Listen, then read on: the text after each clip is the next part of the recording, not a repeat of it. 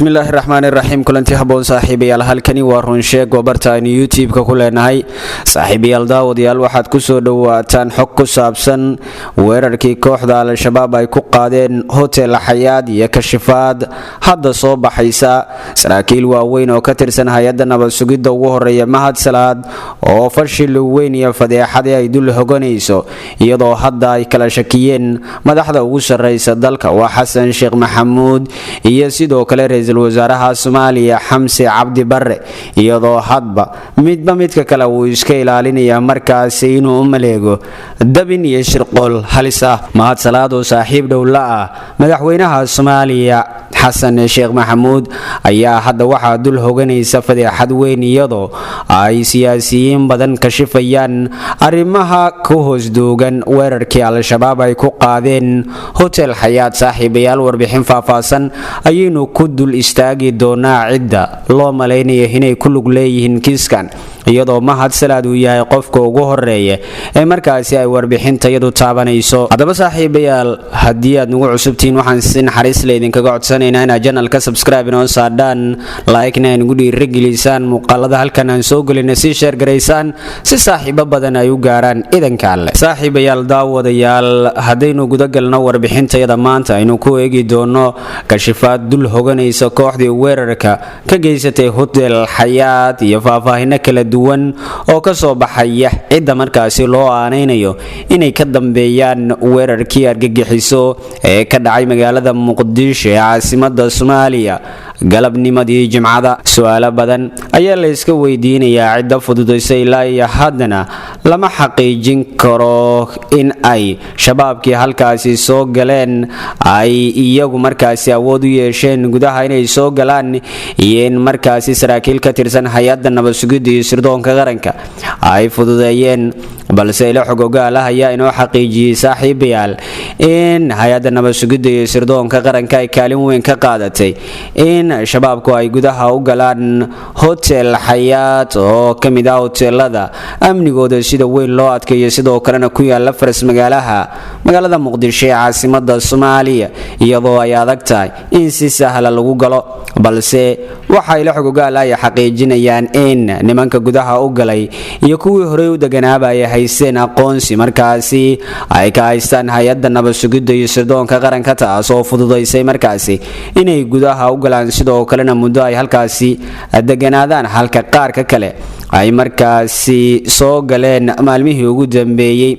mahad salaad ayaa ka tirsan hay-adda nabad sugidda iyo sirdoonka qaranka waana madaxa ugu sarreeya iyadoo dad badani ay aaminsan yihiin in taariikhda markii ugu horeysay shabaab soo gala hotel ay ka badbaadaan iyagoo markaasi aan waxba qabin ra-iisul wasaaraha Soomaaliya Xamse Cabdi Barre ayaa hadda cabsi badani ay soo wajahday maadaama mahad salaad uu doonayo cid walba markaasi xasan sheekh maxamuud ka hortimaada in uu qarax ama waxyaabo la mid ah uu ku handado kadibna uu haddii uu qofkaasi ka waantoobi waayo uu kharajiyo ra-iisul wasaaraha Soomaaliya Xamse Cabdi Barre ayaa ballan qaaday inuu dhici doono markaasi isla xisaabtan ku saabsan weerarkii al-shabaab ay ku qaadeen hotel xayaad ee magaalada muqdisho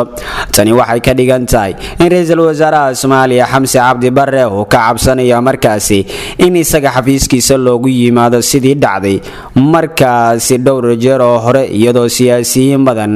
lagu dilay guryahooda iyo goobahooda shaqo iyagoo qaarkood lagu dhajiyay baabuurta ay isticmaalayeen markaasi qaraxyo kala duwan iyadoo markaasi haleeshay mahad salaad ayaa de waxa uu doonayaa inuu si toos ah u gudagala shaqadiisa ah in markaasi uu laayo mas-uuliyiinta ugu sarreysa dalka baarlamaanka Soomaaliya ayaa hadda cabsanaya iyadoo qaarkood ay guryahooda ka soo bixi laayeen halka qaarkood ay dibadda u dhoofayaan si ay halkaasi muddo ay ugu maqnaadaan ra-iisul wasaaraha Soomaaliya Xamse Cabdi Barre oo dhawaan ballan qaaday markaasi in mas'uuliyadii wixii dhacay ee hotel xayaad ka dhacay ay qaadi doonto mas'uuliyadeeda dowladda Soomaaliya taasi waxay muujinaysaa in dowladda dhexdeeda ay iska shakisan tahay maadaama kiiskani uu yahay mid aan la leeyalsan karin oo ay fududeeyeen shakhsiyaad ka tirsan hay-adda nabad sugidda iyo sirdoonka qaranka saaxiibayaal muddo saacada ah oo howlgalkaasi socday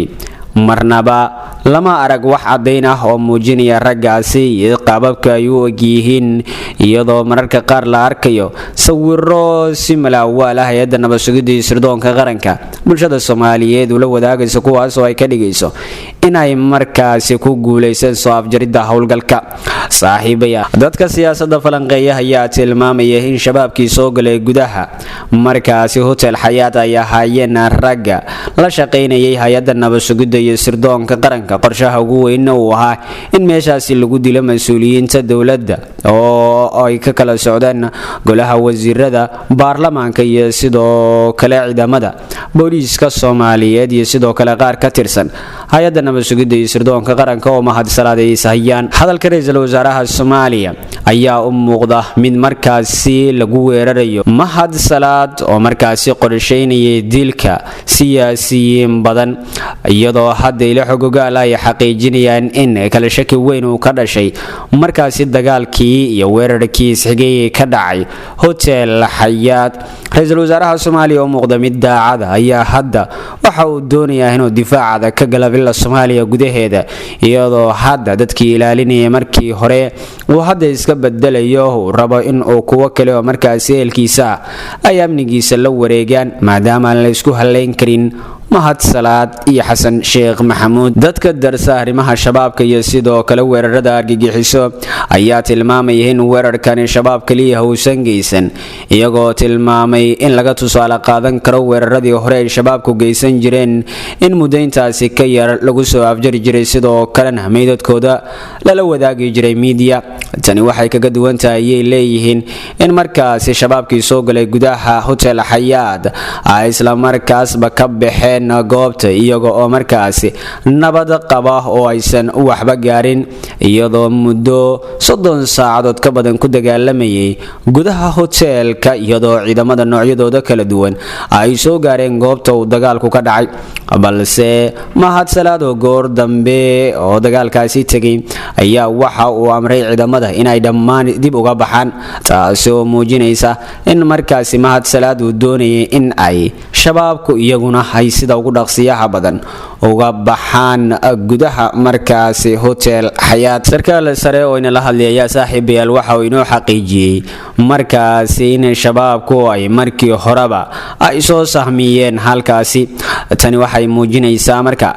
in hoteelka ay markii horeba deganaayeen qaar ka tirsan ururka Al-Shabaab, iyadoo qaarkii gudaha ku jiray ay dadka ugu badan iyagu halkaasi ku dileen, halka ninka iskale ama mulkiilaha iskale hoteelkaasi uu tilmaamay inaysan wax shabaab ay halkaasi deganeen. haddana waxa uu carabka ku adkeeyay in ay iyagu dukumiintiyo ka hubiyaan qof aan dukumiinti saxa wadanna aysan markaasi aqbali karin, balse waxa mar walba meesha taala in hay-adda nabad sugidda iyo sirdoonka qaranka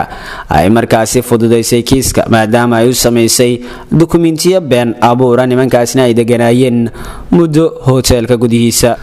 waag saaxiibayaal inta ayaan kusoo gabagabaynaynaa warbixintii aynu ku eegaynay markaasi kashifaada iyo sidoo kale siraha ka dambeeya weerarkii Hotel Xayaat ay ku qaadeen ururka Al-Shabaab. saaxiibayaal haddii aad nagu cusubtiin waxaan si naxariis leh idinkaga codsanaynaa channelka subscribe inoo saadhaan, like-na nagu dhiirigelisaan, gamaleelka furataan si warbixinadii ugu dambeeyay aad u heshaan idinka leh.